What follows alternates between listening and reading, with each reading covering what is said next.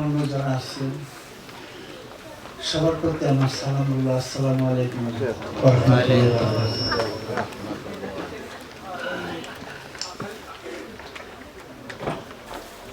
লাবিব মাহফুজ আপন খবর পত্রিকা বের করলেন, বেশ সুন্দর।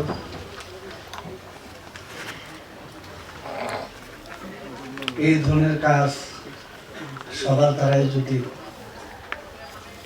সহযোগিতার মাধ্যমে আগে যেত তাহলে হতো সুফিপাত তরিকত মানুষের জন্য সহজ হতো, বুঝার পথটা খুলে যেত।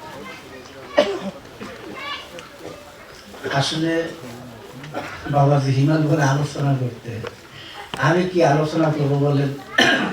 আমার আলোচনা সবাই করে। এটার অর্থ হলো আমি যা লিখছি তাই সবাই দেখা যায় গানে বিভিন্ন জায়গায় বলে, তা আমার প্রতি বলতেছে, আমারও আর সত্যি বলতেছে। আর আরেকটা বিষয় হলো, এটা আপনারা ভালো করে জানেন, আসলে কিন্তু ফকিরের কোনো আলোচনা নেই, মূলত ফকিরের কোনো আলোচনা নেই।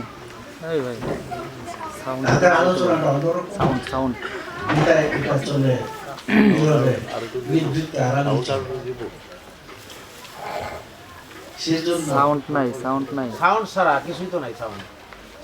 মূলত ফকিরদের কোনো আলোচনা নাই, কি কোথাও চলে না।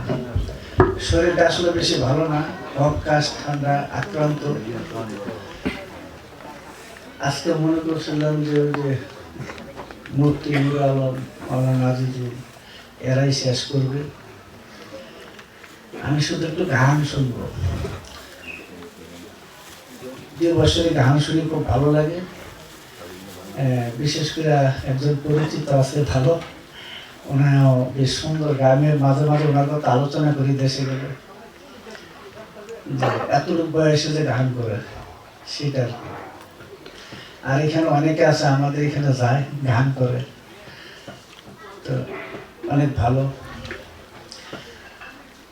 তো আলোচনা কোন দিকে আর কি করবো বলেন, কিন্তু আলোচনা ছেড়ে দেওয়ার জন্য জানটা দেওয়া লাগছে। সত্যি যে জিনিসটা আলোচনা আমার একদম ভালো লাগে না, আর ভালো না লাগার আরেকটা কারণ আছে, আমার পিছনে মূল্যবাদ লাগে। মনে হয় যারা আমাদের লেখা পড়েন জানেন আমার পিছনে কিন্তু মূল্যবাদ।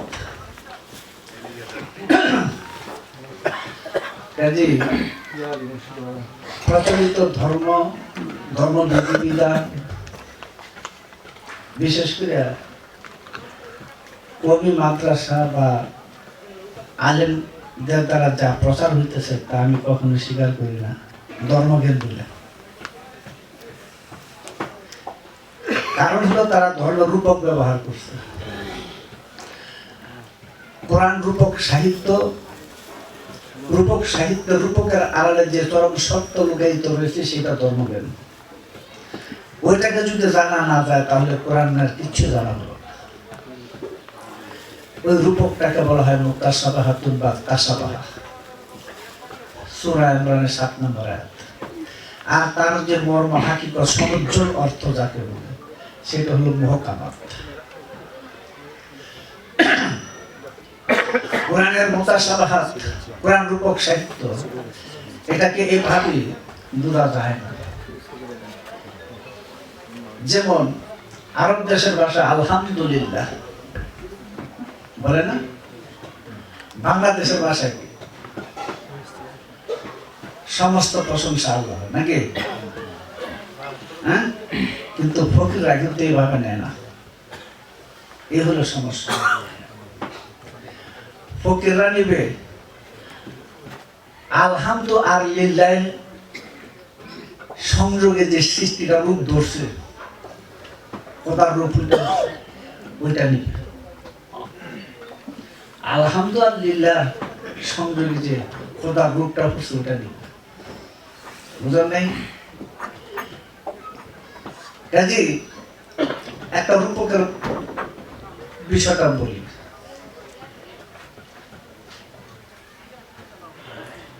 পিতা ছেলেকে বললো তুমি নিজের পায়ে দাঁড়াও। এই নিজের পায়ে দাঁড়াও কথাটা হলো রূপক, তাসাবাহা। এখন যদি ছেলে উঠে দাঁড়ায় থাকে চলবে?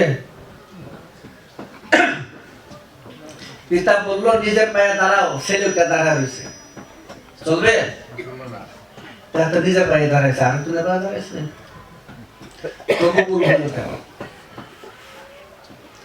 হ্যাঁ। এখানে নিজের পাওয়া রূপক কথা, এটা সমুজ্জ্বল অর্থ হইল আয় রোজগার করা, উপার্জন করা, নাকি? এখন যদি পা বলতে পা বোঝায়, এটা হবে ভুল। তদ্রুপ কোরআন রূপক সাহিত্য। কোরআনকে আরবিতে, বাংলাতে, উর্দু, নামকে সুরানা কোনো ভাষায় বোঝা যায় না, আবার সব ভাষায় বোঝা যায় যদি কোরআন চিনা যায়। আরবি ভাষা, হ্যাঁ, মানুষের অন্তর্নিহিত ভেদে আরবি ভাষা আছে।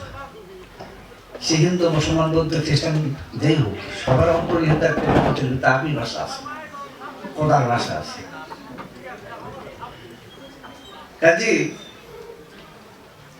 ওই আরবি ভাষাকে যখন বাক শক্তিতে আসে তখন হয় যার যার ভাষা।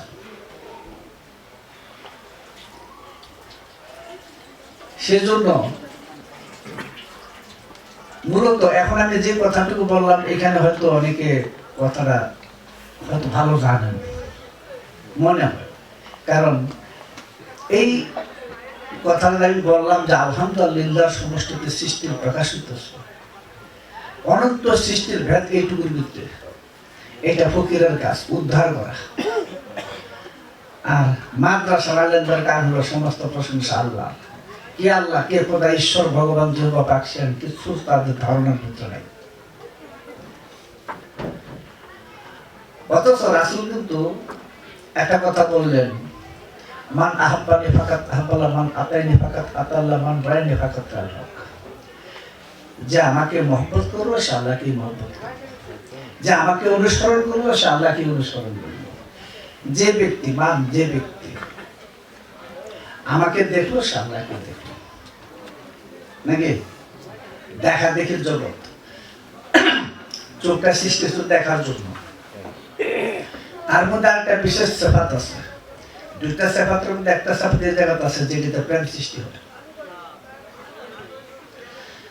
কাজে খোদাকে দেখে খোদার মহব্বতে কাটা রইল মানুষের ধর্ম, খোদার সাথে একত্রতা হয়ে যে মানুষের ধর্ম, খোদার রূপে কায়েম রাখাটাই ধর্ম।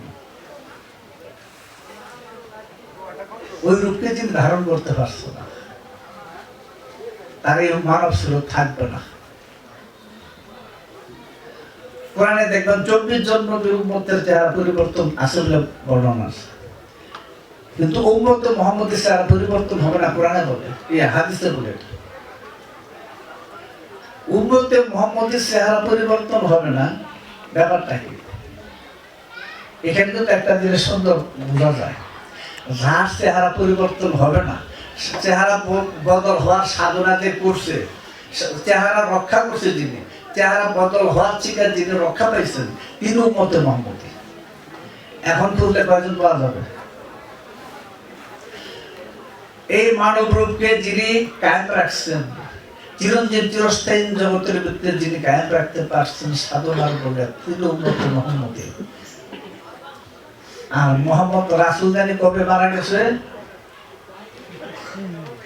হ্যাঁ, আজকে থেকে 1400 বছর আগে মারা গেছে, নাকি? হ্যাঁ, মুহাম্মদ কোনোদিন মরে না, এটা মরার জিনিস না। মুহাম্মদ রাসূল কত তারিখে আসছিলেন? 12 তারিখে। বারটা কি ছিল? সোমবার। এটা কেমন জিনিস? সোমবার কেমন জিনিস? তার রূপ নকশা কি, শেকলাকৃতি বা রং স্বাদ কেমন জিনিস? সেই সোমবার মুহাম্মদ গেছে কয় তারিখে? 12 তারিখে। বারটা কি? 12 তারিখে যখন আসে তখন তার রূপ কি?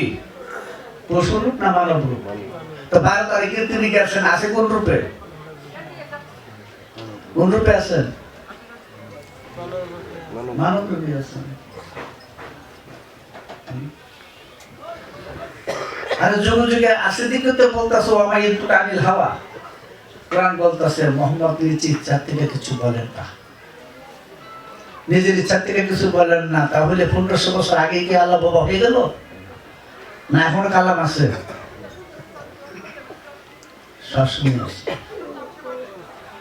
দেখে না কেন? তারা হুম কোরআন বলে দিচ্ছেন তিনটা কথা, তিনবার বলছেন একটা কথা।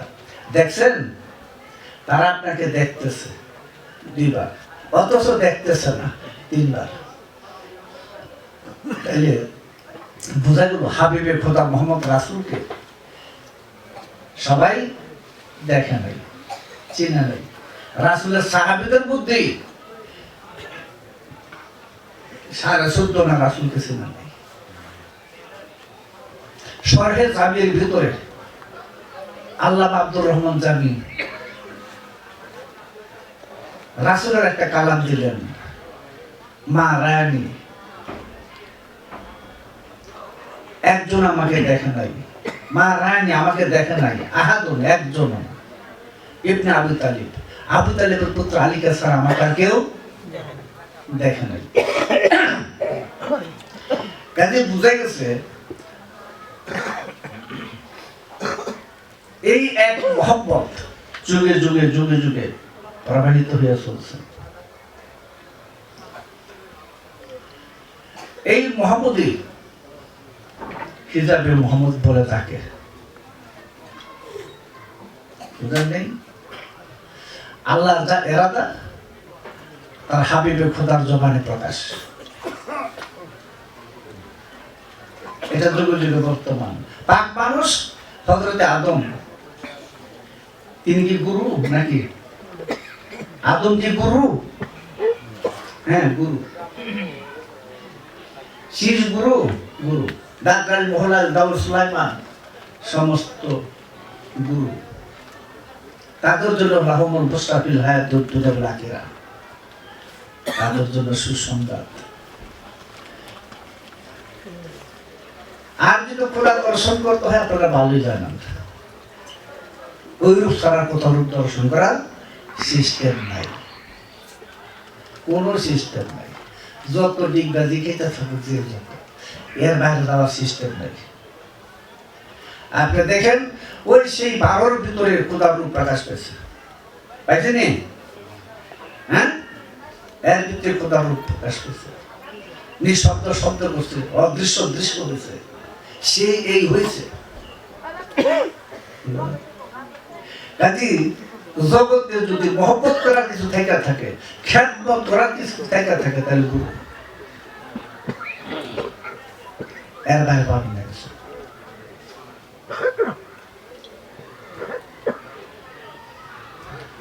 আমার জানা মতে হইতেও পারে না, কোরআন ব্যর্থহীন ভাবে ঘোষণা দিচ্ছেন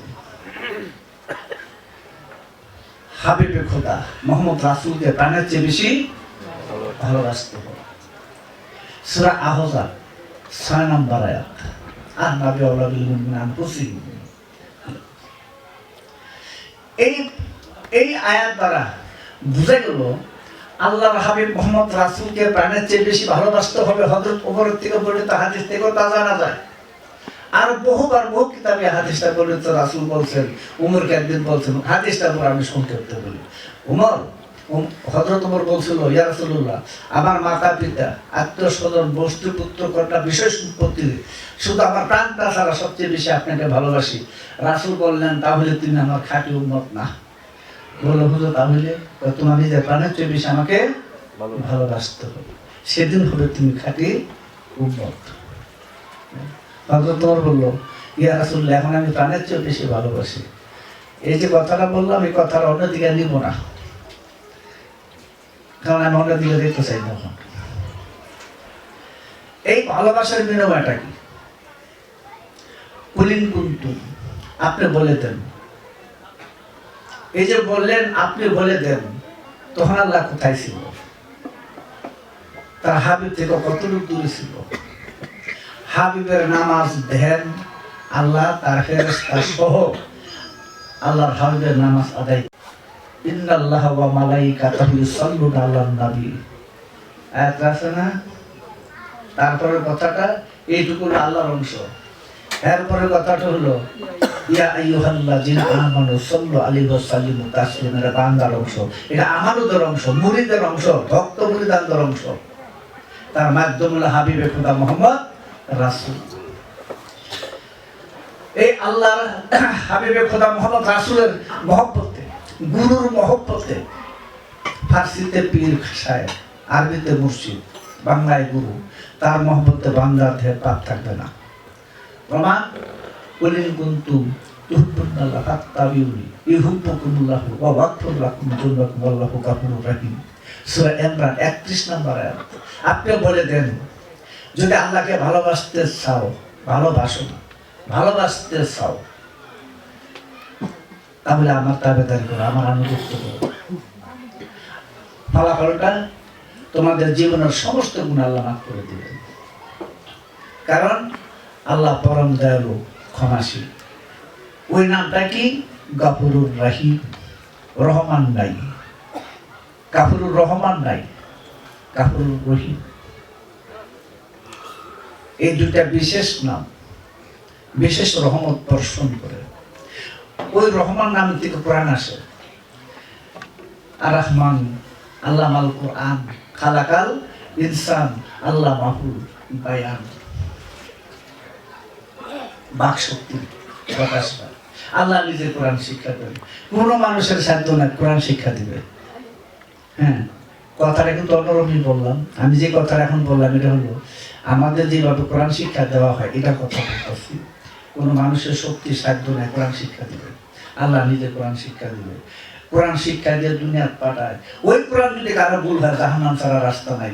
ওই কোরআন নাজিল উনজিলাল কোরআন সাবআ হরফিন, 7 হরফ কোরআন নাজিল হয়েছে। আপনারা বুঝবেন অনেকেই সেই 7 হরফ কি জিনিস। বুঝছেন?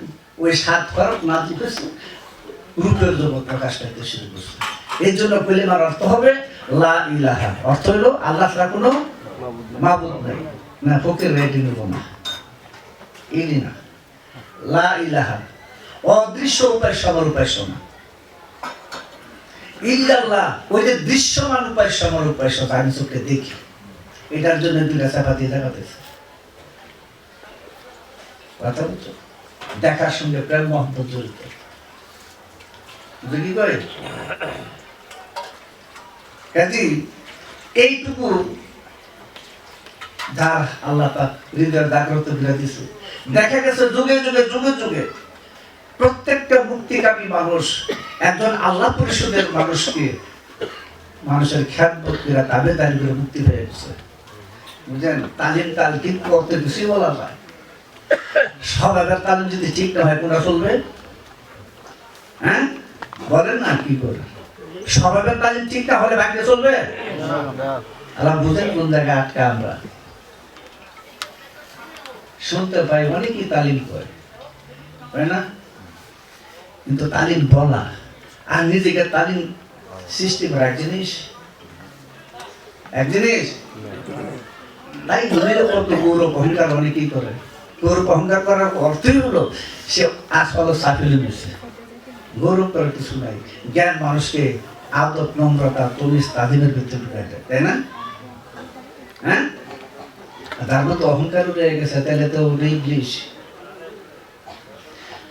দেখুন তো, মাত্র একটা কথা। রাত্রে শুয়ে রয়েছে ইব্রাহিম ইবনে আদহাম বালকু, ছাদের মধ্যে ঠক ঠক শব্দ হয়। কে? আমি। আমি কে? কি করো? উঠ ইসরাই। ছাদের মধ্যে উঠ থাকে নাকি? তো বাসাই গদির মধ্যে খোদা পাওয়া যায় নাকি? হঠাৎ করে মাথার মধ্যে একটু চিন্তা আসলো, ব্যাপারটা কি? কে বললো? দৌড়ে ছাদের কাছে কেউ নাই। তার মনটা কেমন হয়ে গেল।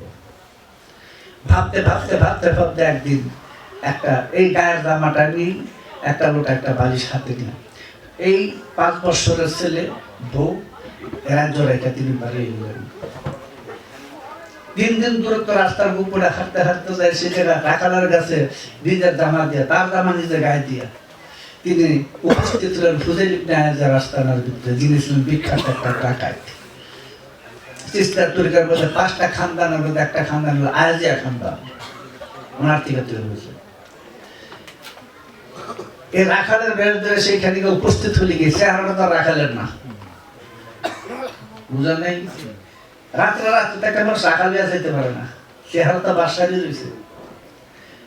খাদের যায় বললো যে আমাকে হুজুরকে বলে আমাকে দরবার একটু খেদমত করার সুযোগ দিবেন। যা জানাইলো, বললেন যাও, আমাদের দরবারে লাখিরের অভাব, লাখির আনতে 1 কিলোমিটার দূরে বন আছে, জঙ্গল আছে, ওই জঙ্গল থেকে লাকড়ি কেটে আনে, আসার পথে খাল পড়ে, নিজের হাত থেকে একটা নিজের মাথার মধ্যে এই লাকড়ির বোঝা মিশে খেদমত করলেন 12 বছর। 12 বছর হয় অবস্থায় তার স্ত্রী বললো, হুজুর লোকটা দেখতে বাসার মতো খাটাইলেন 12 বছর, এবার মুরিদ করা যায় না? কয় দেখি মুরিদের উপযুক্ত কিনা। খাদেমকে বললো, যখন লাকড়ি নিয়ে ঢালে নামবে তুমি ধাক্কা দিব। কি বলে খালি শুনবে, কিচ্ছু বলো না। লাকড়ি নিয়ে যখন ঢালে নামছে, খাদেম আস্তে করে একটু ধাক্কা দিয়েছে, এমনিতে মাথার মধ্যে লাকড়ি, আবার সে খালের ডাল পড়ে গেছে, সব কিছু নিয়ে উঠে ঝাড়া জোড়া দিয়ে পরিষ্কার করে বললো, ভাই আমাকে আজকে ধাক্কাতে একটু ফেলাই দিলেন। এমন একটা সময় ছিল আমার আঙ্গুলের একটা ইশারা 1000 মানুষের মাথা ঘুরে গেছে, কিচ্ছু বললেন না। ইশারটা জানাইলেন, বলে এই বিষয়। বললো, দেখো এখনো তার বায়াত হওয়ার উপযুক্ত হয় নাই, এখনো তার পূর্ব স্মৃতি মাথায় আছে, অহংকার হয়ে গেছে। আরো 12 বছর খাটলো, 24 বছরের মাথায় একই ঘটনা ঘটলো। কিন্তু তখন দৌড়ে গিয়ে খাদেমের হাত ধরে বললো, ভাই আপনি কষ্ট হলে আমার মাফ করে দেন, আপনি ব্যথা হয়েছেন। এই শীতে তাকে মুরিদ করে খেলাফত দিল। সেইখান থেকে তিনি সেই পীরের বাড়ির স্মৃতি রক্ষা করার জন্য তিনি সেইখান থেকে মক্কায় চলে গেলেন। খেজুর বাগানে খেজুরের কুঠিরে বাস করে, পাতা দিয়ে। ওই পীরের বাড়ির স্মৃতি রক্ষার জন্য নিজেও ওই সেইখানেও এই লাকড়ি টুকরে কুড়াই বিক্রি করে, বাজারে বিক্রি করে যা পায় নিজে কিছুটা পোলামানটা দিয়ে দেয়। তার ছেলে 30 বছর বয়স হয়ে গেল, রাজ্যের মালিক হলো। মাকে প্রশ্ন করলো, বাবা কোথায়? পূর্ব কথা মনে পড়লো, মা সব বলে দিল। তখন সে খুঁজতে খুঁজতে মার ছেলে খুঁজে মক্কায় যাইছে, তাকে পাইল। জিজ্ঞাসা করলো তিনি কোথায়? জঙ্গলে কাঠ কাটতে গেছে। কিছুক্ষণ পরে দেখে লাকড়ির বোঝা নিয়ে আসতেছে, বড় বড় চুল দাড়ি, একদম শুকিয়ে গেছে। দেখি ওই বাসার স্ত্রী দেখে চিনতে পারছে, ছেলেকে বললো, এটা তোমার পিতা। লাকড়ি নামায় দাঁড়াইছে, তোমরা কারা, কাকে চাও? জিজ্ঞাসা করলো। বউ বললো, এ আপনার ছেলে, আজকে থেকে 30 বছর আগে যা রাজ্য ছেড়ে বেরিয়ে গেছিলেন, 5 বছর ছেলে রেখে এই ছেলে, আমি আপনার স্ত্রী। বাসা একটু চোখ বন্ধ করে পূর্ব স্মৃতি মনে পড়লো, পূর্বের দৃশ্যটা মনে পড়লো। সাথে সাথে 2 ফোঁটা পানি 2 চোখ দিয়ে বের হয়ে গেল। আল্লাহ হাতে দিলেন, আল্লাহ আওয়াজ দিলেন, আল্লাহ কথা বললেন, এই মুনাফিক, 30 বছর আমার প্রেমের দাবি গিরে তোর এই অবস্থা, আজকে বুক লাভ দেখে চোখে পানি আসলো কেন?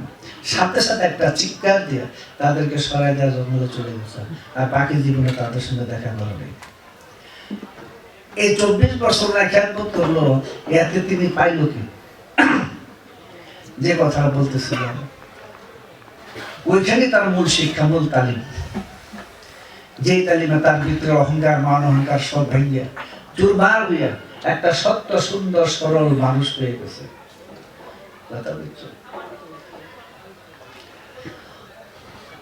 এটা ভালো করে জানেন, 14 বছর খেদমত করে, মার হুকুমে 36 বছর, আর পীরের হুকুমে 14 বছর খেদমত করে শেষ পর্যন্ত চোখ ব্যবসা পেটের কাছে বন্ধক দিয়ে হযরতে শেখ বায়াত গ্রহণ করে। হ্যাঁ, এটা হলো ইবাদত।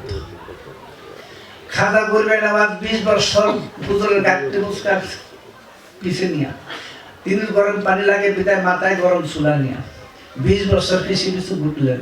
এই যে পিছনে পিছনে ঘুরলেন 20 বছর, এই 20 বছর তিনি কি করলেন? তিনি অনবরতই নিজের মনের বিরুদ্ধে এই পর্যন্ত যুদ্ধরত হইলেন যে গুরুর খ্যাতমত যাইয়া তার মন কখনো বিদ্রোহী করে কিনা, করলে তার কি করতে হবে সেইখানেই সে যুদ্ধ করছে। এমনি ভাবে মন যখন সম্পূর্ণভাবে তার করায়ত্তে চলে আসলো, সেদিনই তিনি কামাই করতেন। হযরত জালালউদ্দিন দিল্লিকে একদিন জিজ্ঞাসা করা হলো, আপনি এত বড় ওলি হলেন কি করে? আমার গুরু গোলামি করে 25 বছর তিনি গাঁটটি বসকালিয়া কান্দে বসতেন পীরের পাশে। যাদের ইতিহাস আমরা শুনতে পাই তাদের কথাগুলো কিন্তু অনেক সময় লোমহর্ষক বলে মনে হয়, খুব কঠিন বলে মনে হয়, তাই না? এজন্য এই যে এক সাতটুকু করছেন, তখন আল্লাহ কোথায় ছিল? কোন জায়গায় ছিল আল্লাহ? তখন আল্লাহর মতো ছিল কোথায়? গুরুর ইবাদতে আল্লাহর ইবাদত। একটা সোজা হিসাবে বলে বুঝেন কিছু, তারপর ভালো করে জানবেন মানব সত্তার থেকে কত কোনোদিন আলাদা হয় না। যারা আলাদা হয়ে গেছে এরূপ ভেঙে যাবে, এই সুরত ভেঙে যাবে। দেখবেন দাউদ নবীর উম্মতের শুকর হয়ে গেছে, বানর হয়ে গেছে। কোরআনে দেখবেন দেওয়া আছে বানর হয়ে গেল, কারণটা ছিল কি? শনিবার রান লঙ্ঘন করছে, সেজন্যই দশাটা হয়েছে। তাই বলি গুরু ভজন তাতে হবে সাধন। এই গুরু ভজন সাধনের মাধ্যমে মানুষের মুক্তি নিহিত। একটা কথা মনে করছে জালাল খান, এটা যারা গান তারা হয়তো ভালো জানবেন, আমি পুরা করতে পারবো না। একটা কথা মনে করছে, তিনি বলছিলেন যে পীরের স্রোতে খোদা আছে এই জগতে, না থাকলে নাই তোমার বিশ্বাসের কারণ, বিশ্বাস বিহনে পাবে না এই জীবনে, রয়েছে থাকলে পাবে প্রভুদের আয়োজন। বলছে না? হ্যাঁ, যদি ওই খ্যাতটুকু ডাকলেন নিজের মনুষ্যত্বকে জাগরণ করা না যায়, তাহলে এই রূপে কিন্তু থাকতেছে না। আপনাদের এখানে একজন বিখ্যাত সাধক জানেন, বলছিল না, তুমি সেজে সজে শ্বাস পরিবেশে কাজ, নইলে পাবে লাশ হাসরের দিনে। মনে হয় লাভাতুল বাশার সূরা জুমারে দিয়ে দিছি কথা। এই চামড়া বদল হবে, লাতুকুলা তাজা দুইরাগুলা সেই রদি করা সাকার দুজন ভ্রমণ করবে। মা সালাকা কুফি সাকার কালাম না তুমি নাল মুসাল্লিন। এই সাকার দুজনকে কিসে নিক্ষেপ করছে? বলবে সেদিন আমার মুসল্লি আসছিলাম না। মুসল্লি কোন নামাজে হয়? দায়মি নামাজে। ইল্লাল মুসাল্লিল্লাহ লাজুমা সালাতিহিম তাইয়ুম 22-23 নাম্বার সূরা মাআরিজ। ওই দায়ী নামাজ একমাত্র মুসল্লি, যে নামাজটা 24 ঘন্টা, যে নামাজটা হরহামেশা, এটা ফকিরের নামাজ। আল্লাহ নিজের ফকির, আদম ফকির, মোহাম্মদ ফকির, আলী ফকির, আমার ফকিরের গোষ্ঠী। এই ফকির সম্পর্কে সূরা বাকারা 273 নম্বর আয়াতে দেখতে পারেন, লিল ফুকারা সুন্দর করে দেওয়া আছে। এটা বিজ্ঞার ফকির না। আমাদের আলেম সমাজ ব্যাখ্যা করতে যা তা শুনলে মানে গাধায় বলতে তার বারবার হাসবো। আর বিজ্ঞার ফকিরের কথা লিখা খেয়ে দিচ্ছে। ওইখানে তো অফিসের একটা শব্দ আছে যে আল্লাহ রাস্তায় অবরুদ্ধ, আর এরা বলছে বিজ্ঞার ফকিরের কথা। ওরা বুঝেন কি অবস্থা। সেই জন্য ফকির আর মোল্লাদের মধ্যে চিরবিরোধ। যুগে যুগে এই বিরোধ এত প্রকট হয়ে উঠছে, বর্তমানে দুই দল সম্পূর্ণ বিপরীত। বিপরীত না, একদম বিপরীত। আর ইদানি বিশেষ করে বছর 50-এর ভিতরে দেখবেন, আগের যে হালটা আপনারা দেখছেন, আমাদের আগে যারা আপনারা এখানে আছেন বয়সে, দেখবেন আগের হালটা এখন বর্তমানে সমাজে আলেমদের হালটা এক না। এক তেন্দা বেটা, তেন্দা দশা, তেন্দা সাইরাত, এই যে একটা নিয়ে আসি, এই যে একটা ভেজাল ব্যারাম সমাজের মধ্যে ছেড়ে দিছে, তাতে মুসলমান জাতি অধঃপতন হয়েছে। যতদিন পর্যন্ত মাদ্রাসা ওয়াজ থাকবে, শিক্ষা থাকবে, কবি মাদ্রাসা, ততদিন ইসলামের কবলে ভালো চলবে না। এটা কেউ বিশ্বাস করলে করতে পারেন, নাও করতে পারেন, করারও তকদির, না করারও তকদির। লা ইকরাহা ফিদ্দিন, ধর্মকে দৌড়াদৌড়ি করি না, কোনো গুতাগুতি গুস্তাগুস্তি নাই। তার প্রমাণ দেখবেন কারবালা, ওদিকে 30,000 আর হোসাইনের তোলে 72 জন, কিন্তু সেনাপতি হুর তার ভাই গোলাম সহ 30 জন ফিরে আসছিল, এই 102 জন। দত্ত বংশের একদল ব্রাহ্মণ হোসাইনের পক্ষে যুদ্ধ করছিলেন সেই কারবালায়। এখন বলেন দেখি, ওমর বিন সাদ কুরআনে মুফাসসির, আয়েশা ছিল কুরআনে হাফেজ, অনেক ইমাম সব এখানে হোসেনের বিরুদ্ধে যুদ্ধ করতে আইছিল, তাই না? এখন ওই ইমাম সাহেবগুলা কি ঠিক, ওই কোরআনে হাফেজ ঠিক, ওই তফসিরকারক ঠিক, না দত্ত বংশের ব্রাহ্মণগুলা ঠিক? বুঝেন কি বেশি? আর যারা জুব্বা ধরে ধর্ম বিশ্রায়, টুপি ধরে দাঁড়িয়ে ধরে ধর্ম বিশ্রায়, এদের তো আল্লাহ সেটা ধরে ভালো। এগুলো বেজাল, এগুলো বেজালের মূল। আমরা গুণ দিয়ে মানুষ বিশ্রাই না, বিশ্রাই না ব্যাসভূষণ দিয়ে বিশ্রাই। দেখেন ব্যাসভূষণ দিয়ে বিশ্রাই না, দেখেন না সমাজ আছে দেখেন, কিন্তু গুণ দিয়ে বিশ্রাই। সেনাপতি হুর, সে সত্যি হুর, হুর মানে স্বাধীন, মুক্ত, জান্নাতি।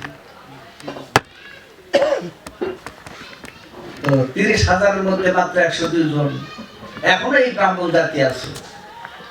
রাজপুতরা ভারতের মধ্যে তাদেরকে হুসাইনি ব্রাহ্মণ বলে। ওই ব্রাহ্মণের কথা কইলে তো বুঝেন না, নাউজুবিল্লাহ, আর কত জুবিল্লাহ আর হাজির করে। এই ধর্মটা বিকৃতি ওই জায়গার থেকে।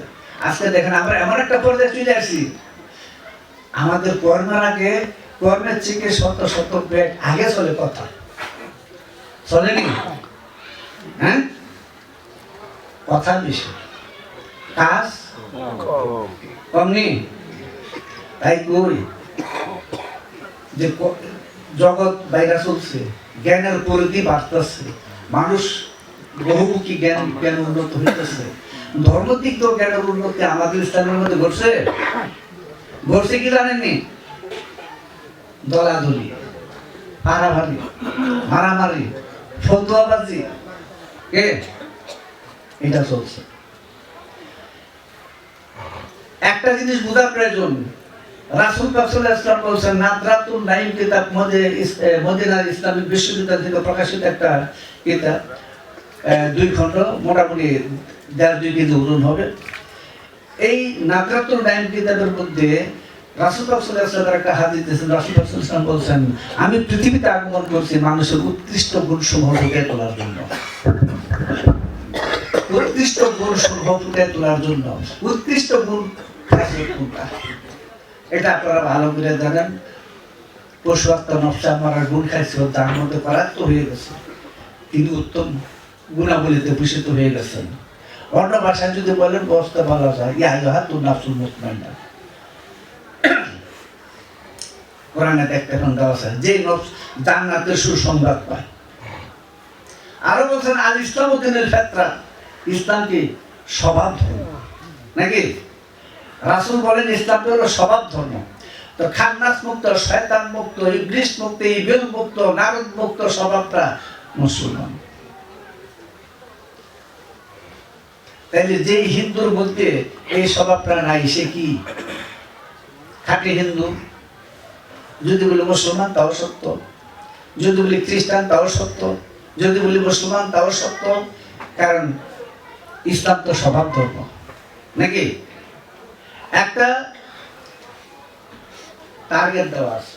ওই কিছুক্ষণ আগে এরা বলছে যে ইয়া আইয়ুহাল্লাযিনা আমানু উদখুলু ফিস-সিলমি কাফাতান, যাহারা ঈমান এনেছো, হে যাহারা ঈমান এনেছো, ঈমানদার না, হে যাহারা ঈমান এনেছো, তোমরা ইসলামে পরিপূর্ণ দাখিল হও। ইসলামে পরিপূর্ণ দাখিল হওয়ার জন্য শর্ত আছে। প্রথম যে শর্তটা হলো ওয়ালা তাত্তুবি খুতুওয়াতিশ শাইতান, নাকি? শয়তানের পথ অনুসরণ তোমরা যার তাপ বস্তুর থেকে আগুন বস্তুর থেকে প্রকাশ, দোয়াবিন আগুন থেকে প্রকাশ, ইবলিস, খান্নাস, মরদুদ, তিন নাম যার আছে সেই শয়তান। এই শয়তানের গুণ যার মধ্যে জাগ্রত, সেই শয়তানের বান্দা। ওই শয়তানের বান্দা থাকা পর্যন্ত সে খোদার বান্দা না। তাই এই শয়তান মুক্ত মানুষটাকে বলা হয় মুসলমান। ইসলামী পরিপূর্ণ দাখিল হল এর আগে না। এই দাঁড়িয়ে ভোটটা হইতে যত যে বান্দা হোক, মুসলমানের তো হওয়ার সিস্টেম না। কারণ মুসলমানদের তো সাজার জিনিস না, না হওয়ার জিনিস। বুঝলেন না কি? যদি কোরআন মধ্যে আমরা চলতাম তাহলে কিন্তু সমাজটা আজকে ভালো হয়ে যেতাম। কারো বিরুদ্ধে দ্বন্দ্ব বিভেদ কোনো কিছু থাকতো না। কেন থাকে? মানুষে মানুষে কোনোদিনই গন্ডগোল করে না, মানুষ আর শয়তানের।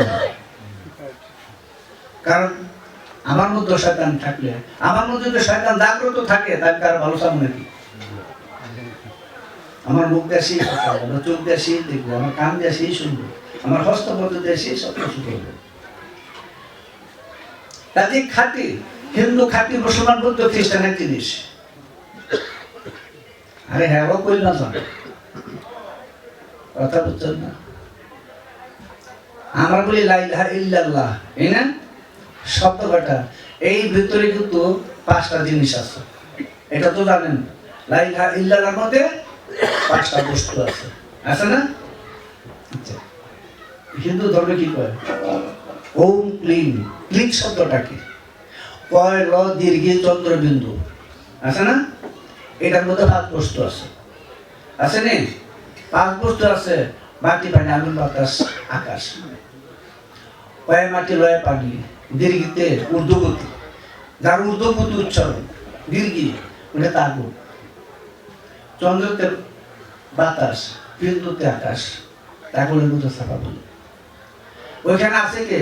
সহদেব, নকুল, অর্জুন, ভীম, যুধিষ্ঠির, 5 জন আছে। তত্ত্বমূলক ঢুকলে সবকিছু একজন হিসেবে পাওয়া যায়। কাজে কাউকে ঘৃণা করার কিছু নাই।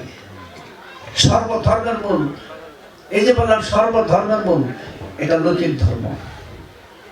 ধর্ম কটা? একটা। ধর্ম একটাই, পবিত্র স্বভাবটাই ধর্ম। যেমন আমি, আমার চেহারার সাথে যে স্বভাবের মিল না থাকে, আমার ধর্ম আছে? চেহারার সাথে যদি স্বভাবের মিল না থাকে, ধর্ম আছে নাকি? তো অমিল হয়ে যাওয়াটা নামই পাপ, আর মিল করার নামই সওয়াব। একটু হিসাব করে দেন কার মধ্যে সওয়াব আছে, বুঝেন? কার কতটুকু সওয়াব আছে একটু হিসাব করে দেখে দিন। সূরা আনামে দেখবেন সুন্দর করে লিখছে, যাহারা নিজেদের আত্মা হারিয়ে ফেলছে তারা বিশ্বাস করবে না। যাহারা নিজেদের আত্মা হারিয়ে ফেলছে বিশ্বাস করবে না। নিজের আত্মা হারিয়ে বাঁচি কি করে? আছে পশু আত্মা, জীব আত্মা, হায়ানি আত্মা, জীব দেহ চালায়। হারাইছি কোন আত্মা? তা বললে ইনসানি আত্মা। হ্যাঁ, এটা তারাইতে হায়ানি আত্মা দখল করছে, এটা নাম পাপ। এটাই পাপ। আমি আমাকে হারাই ফেলছি, কথা বুঝছে? এটি নিয়ে আসছিলাম আমি, মানব স্বরূপ নিয়েছি, মানুষ স্বভাব নিয়েছি, আছে না? কেউ যদি গরুর মতো আচরণ করে কি বলে? ছাগলের মতো আচরণ করে ছাগল, বানরের মতো আচরণ করে বানর, নাকি? এই উপাধিটা দেওয়া হইতেছে কি চেহারা দেখে না স্বভাব দেখে? তার থেকে চেহারা গরু হয়ে গেছে? তো ফিতরাত আল্লাহি ফাতারান নাস আলাইহা, কোরআন বলছে না সূরা রুম 30 নম্বর আয়াত। আমি মানুষকে সৃষ্টি করেছি আমার ফিতরাত থেকে, স্বভাব থেকে। তো গরুর স্বভাব থাকলে গরু কয়, ছাগলের স্বভাব থাকলে ছাগল কয়, বানরের স্বভাব থাকলে বানর কয়, আল্লাহর স্বভাব থাকলে কি কয়? এই জায়গা মিলে না, নাকি? হ্যাঁ, এই দিকটা মিলে না।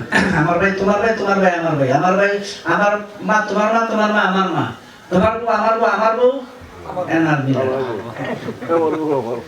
এই জায়গাটা দেন এখন কি বলছা? এমন একটা জায়গার মধ্যে আমরা কথা বলতে পারতেছি না। বলে ওই কথাই ঘরে বলে, না? ওই কথা বলতে গিয়ে কেউ মাছ গুতা খেয়েছে, কারো বাড়ি ঘর বানছে, কারো দেশ ছাড়া করছে, বুঝছে না? ওই কথা বলতে চাই আবিষ্কার করার গল্প, নিজেকে ফিরে পাওয়ার গল্প। বুঝা নাই নাকি করতেছে? ঝাঁক দিয়ে নিজেকে খুঁজে পাওয়া যায়, নিজের সেই সিফাত স্বভাবকে ফিরে পাওয়া যায়, ওখানে তালিম দেন। আমি মুখস্থ কত কেজি নিতে পারি।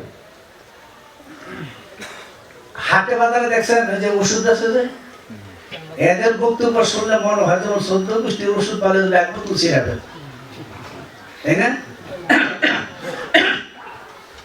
ইয়ার একটা লোক পৃথিবীতে হাসপাতালে চাকরি দিব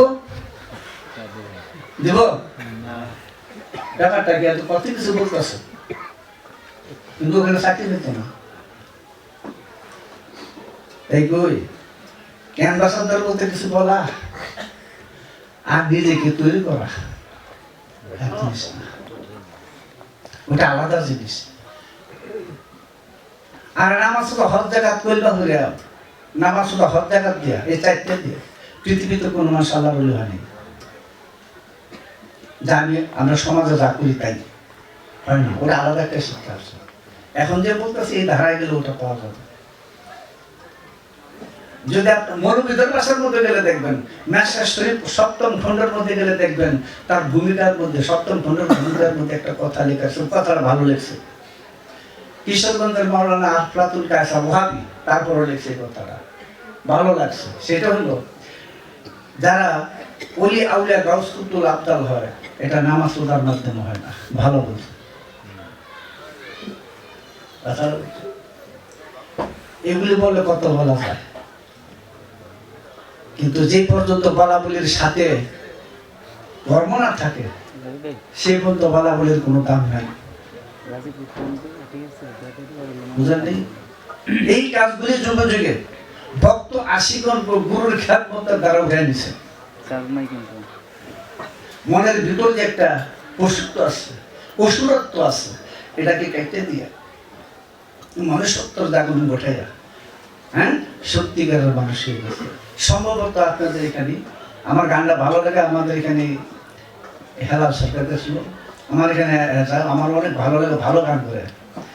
তো আমাদের দরবারে একটা গান গেছিল অনেকদিন আগে, সেটা হলো যাবে যদি মানুষের দেশে ভক্তি রসের বাদাম দিয়া।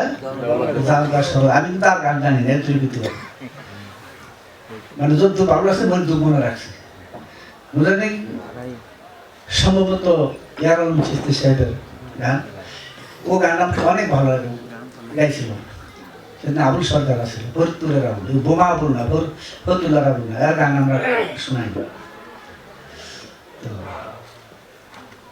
আসলে এটি তো শিক্ষা। আমার মনে হয় এত কিছু অহংকার গৌরব জ্ঞানের ভিতরে এইভাবে না ঢুকে আদব নম্রতা তমিজ তালিমের ভিতরে ঢুকলে মনে হয় অলিতের দলরা সহজ হবে। কি মনে করেন? এই রাস্তাটাই সহজ, এইটি আসলে রাস্তা। এবং নামাজের স্বভাব এটাই, এই আদব নম্রতা, এটা নামাজের স্বভাব। আল্লাহ যেন হুমফি সালাতিহিম খাশিউন, এটা নামাজের স্বভাব। তাই বলি এই যে দাঁড়াইছে এটা নামাজ না, এটা নামাজের প্রতীক, রূপক। রুকু দিল ওটা নামাজ না, এটা নামাজের প্রতীক, রূপক। তাছাড়া কথা সেজদা দিলে ওটাও নামাজ না, এটা একটা কিছু বুঝাইতেছে। তাসাহুদ পাঠের মধ্যে বলতে ওটাও নামাজ না, নামাজের একটা বিশেষ প্রতীক, রূপক।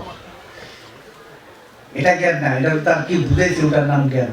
ওইখানে গেলে দেখা যায় নামাজটা সবসময় 24 ঘন্টায় সেই নামাজ, বুঝলেন? ওটা সবসময় নামাজ, ওটা থাকতে হবে।